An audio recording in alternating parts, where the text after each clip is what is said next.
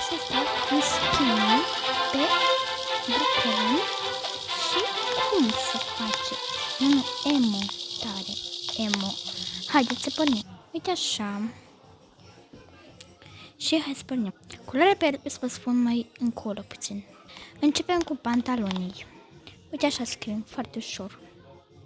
Și mi apare acestea. Pantalonii aceștia. Acum la coftițe, mai bine spun.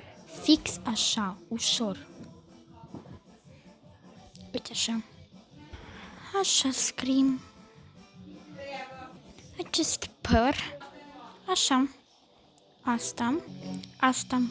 Așa. Hai să vedem dacă merge, dacă nu scriu alb. Deci nu merge. Poate aceasta merge.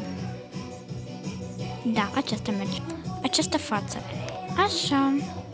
Și puteți spune și niște streluțe dacă doriți. Așa skin s-a primit la noi. Și la revedere!